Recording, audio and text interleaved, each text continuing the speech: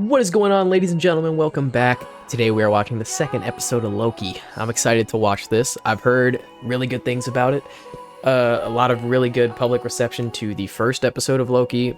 I really enjoyed the first episode. I thought it was pretty good. I didn't think it was crazy. Like, not a lot of crazy stuff happened. A lot of it was kind of reminiscent of things from the past that we've already seen. And I had touched on that thematically speaking, it did make sense. You know, this is a version of Loki that hadn't seen all those moments in the future, so to him, he was watching his life. But to us, obviously, we've seen all of that happen already, so we didn't see a lot of new stuff about it, but we did see how Loki felt about those things, and I thought that was really awesome. But now I'm excited because this is, I think, we'll finally get a bunch of new stuff. You know what I mean? Like, the majority of last episode felt a lot like we were living through the past, but now it finally feels like we're gonna get ready to go forward. So I'm excited to see what happens. Patreon, full reactions, if that interests you, link in the description. But without further ado, let's watch this episode. Hello, who is it? They had green magic powers, so I guess this is the Loki variant, I suppose? They have an interest in the commander for some reason, I guess. Damn. Ha ha ha! I need a hero. Loki. You're funny, show. Put it on.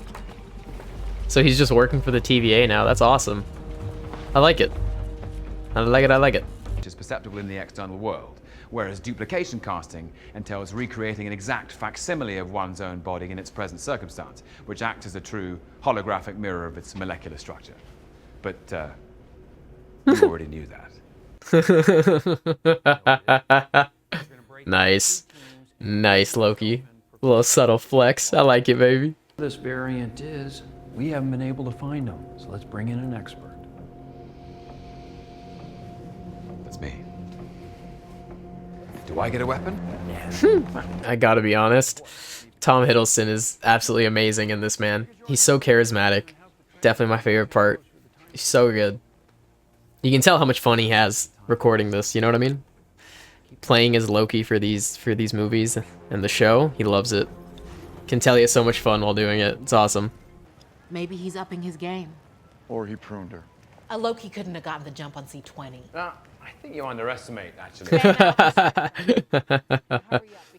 I love how even though it's another variant, Loki's ego can't stand being humbled. Servant of the sacred timeline. Knowing what I now know about his tactics, I can deliver you the variant and be completely disintegrated the moment the job has been done. Right? And we'll need to speak to the timekeepers at once. They're in graver danger than we realized. Is he just making this all up? At first I was with him, but now I think he went overboard a bit. Yep. No, there's definitely someone out there, but I think he went a little too far. I don't know, because I've never met him, thankfully. Although I shouldn't say that. That one looks like he's got The kind timekeepers are monitoring every aspect of this case.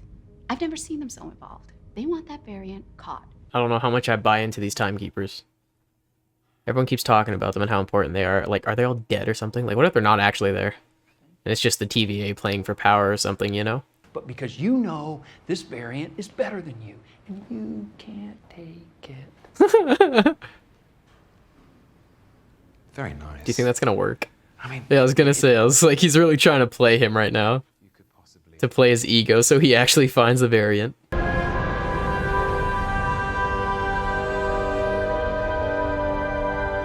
Damn, they're really focusing on the timekeepers this episode. Of all these statues. A lot of shots directly on them and just holding it. They're really trying to make them important. Which makes me feel like they're not actually there or something. Or they're not what we think we are. Or they're not what we think they are. I don't know how to speak English, dude. And don't be afraid to really lean into this work. Here's a good trick for you. Pretend your life depends on it. I'm gonna get a snack. This is still manipulating him, though. Like, Mobius. Because he's now, like, on his last nerve kind of thing. And so Loki knows that if he screws this up, he'll be dead for sure. So, like, now he's gonna really try to do the work in order to please Mobius, because he's the only friend he has right now, you know? Although on the sacred timeline, Ragnarok was, I was gonna say avoided, but technically no, Asgard did get destroyed, so I suppose it's true. Oh, right, this Loki hasn't even lived to it. Right. This is his first time hearing about it. Okay, fair enough.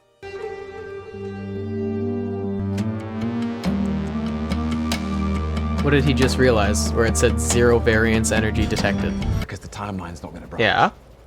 Because it gets Yeah. Hence, the variant could be hiding in the apocalypse and do whatever he wants, and we would. Yeah, you've said that like 4 times now, but which apocalypse, dog? Mihi nomen est Loki, praefectus concilii ad tempus mutandem, atque ad ferro acerbum nuntium ad vos omnes. Think too hard about where any of us came from, who we truly are. It sounds kind of ridiculous. Existence is chaos. Nothing makes any sense, so we try to make some sense of it. And I'm just lucky that the chaos Word. I emerged into gave me Word. my own glorious purpose.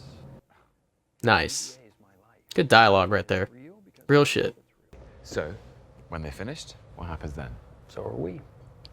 No more Nexus events, just order, and we meet in peace at the end of time. Nice, right? I love this conversation, man. It's a beautiful philosophic discussion. I love it. It's fantastic. I have to tell you that trusting this man is not a good idea. No, I know, but maybe he's worth the trouble. I mean, he just uncovered a massive hole in our security, right? That's what concerns me. How does that concern you? That's a good thing. That's a very good thing. You, I trust. He literally just helped you improve your security for the future. He literally just helped you. What are you talking about?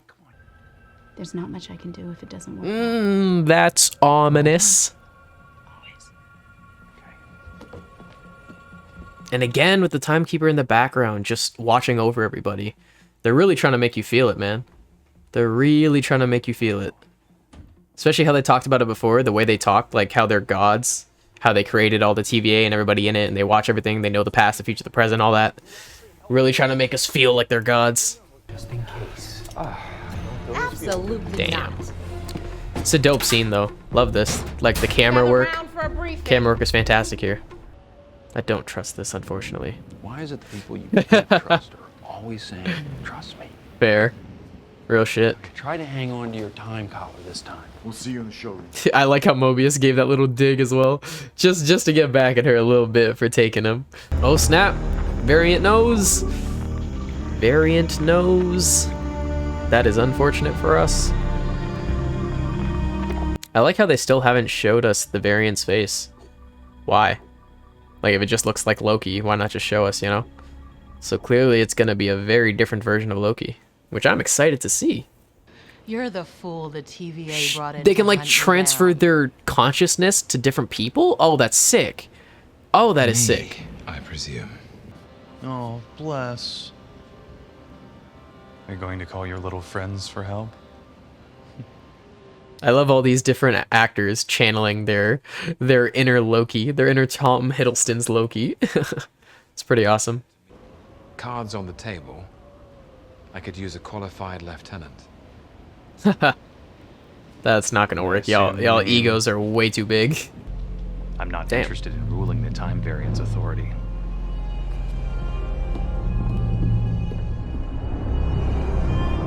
Oh shit. Is that a bomb? I don't know what that is. Oh, it's probably it looked like the pruning device thing that wipes out the timeline. So if they're all there, I guess that means they're also gonna get wiped out. You're not the first person to tell me.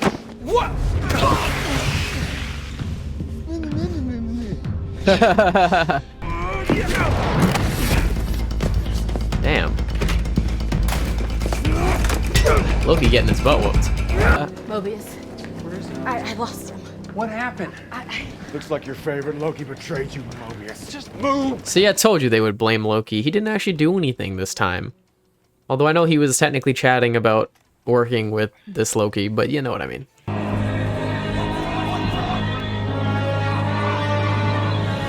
What is this about? Oh, This isn't about you.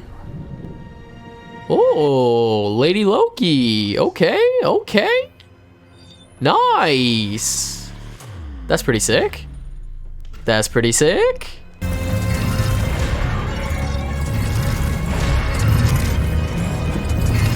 Yo, where are they being sent to? Where are they going? They're not pruning here, they're pruning so many other places. Oh my god, they're creating so many different branch timelines. Holy crap. Fuck. crap. I mean, that's a dope-ass shot, but crap. No, they're gonna think he did it. Damn it! No, they're gonna think he did it. No, why you end like that? They're gonna think Loki did it, even though he's really just chasing after Lady Loki. He's chasing after the variant. No, shit. And he was just winning their trust, man. Damn. Damn. All right, that was a great episode. That one, man, I was saying it earlier at the beginning in the intro that I was like, we're finally gonna actually really get into the bread and butter of this show, and boy did we actually get the bread and butter of this show, and it was amazing. That was a fantastic episode. That blew the first one out of the water for me, 100%. That was really good. The camera work especially felt really inspired, and not just phoning it in, actually had some work put into it, you know what I mean? Like, they actually cared about what they were showing. It wasn't just the generic shot, reverse shot kind of stuff, so I really liked that. The music was so good. Music was very good. Really helped punctuate what the scene was trying to get us to feel. Loki was awesome in this. Again, he continues to be the standout. Tom Hiddleston's acting as Loki is just chef's kiss. He is clearly just so charismatic on screen, and you just love watching him. Like, it's just so magnetic, you know what I mean? Very remnant of Tony Stark, like RDJ's Tony when it first came out back in 2008. When the first Iron Man dropped, like, just watching, you just felt so enthralled by what he was doing on screen. There was just so much charisma, and you just loved watching it. Even if you didn't like what the characters' actions are, speaking of both Tony and Loki, you loved watching them. You know what I mean? You really liked watching them because they were just so much fun. And Loki continues to be so much fun. But yeah, that was such a good episode. We got introduced to Lady Loki.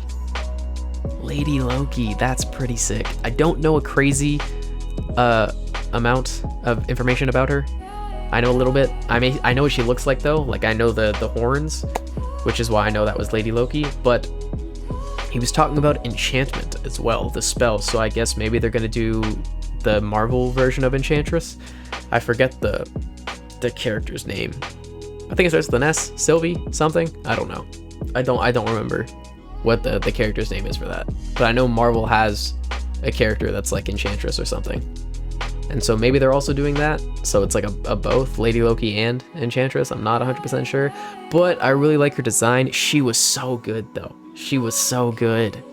Are you kidding me? She outsmarted our Loki. And she outsmarted the TVA. Her plan was killer. And she bombed the sacred timeline. Oh my god. That's gonna create one hell of a job for the TVA. They're gonna have their work cut out for them.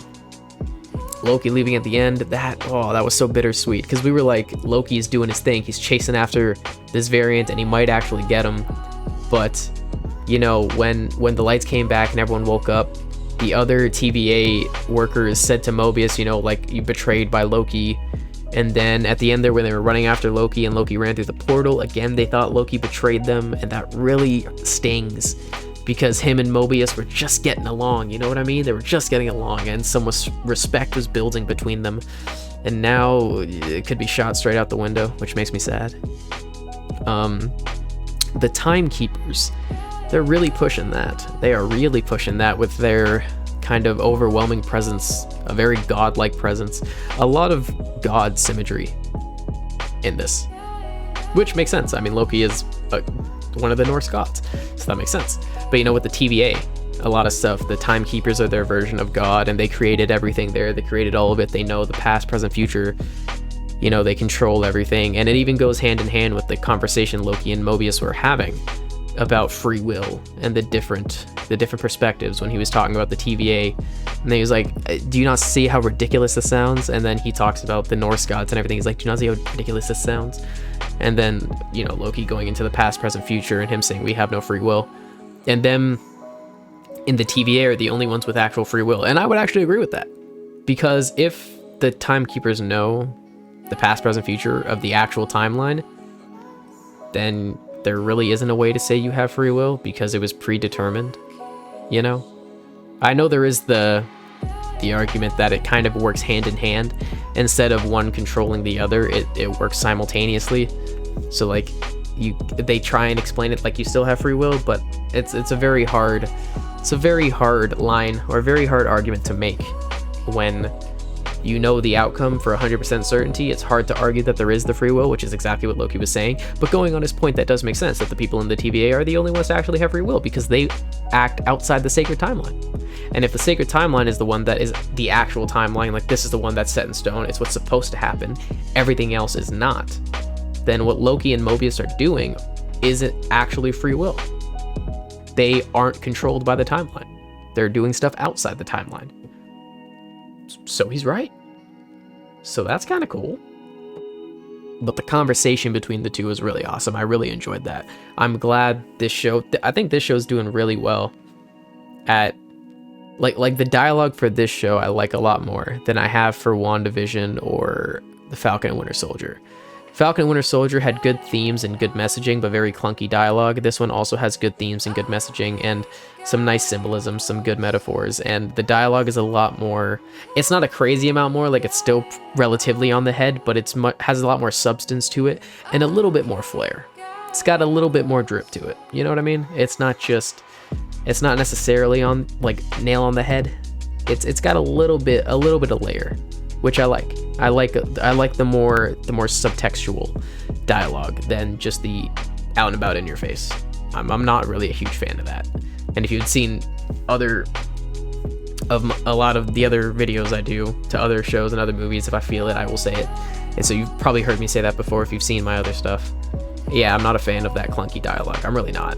I'm a huge, because I've said it before, but like when the dialogue is subtextual, when the themes and the messaging is underneath, you know, it's not directly on top, it's not easy to find, you gotta work for it to understand what's happening, the audience members feel it. You connect with the material because you had to work to truly understand what it was saying. It didn't just hit you out over the head. Like when you're trying to teach a lesson to somebody or a child and you're teaching something, you telling them does not teach them. But if you plant the seeds and allow them to do it themselves, then they learn, right? They experience it themselves. Like when a kid does something and you tell them not to do it, you know not to do it. You may have experienced it before, you've seen what happens, you know the outcome. The kid does not listen to you.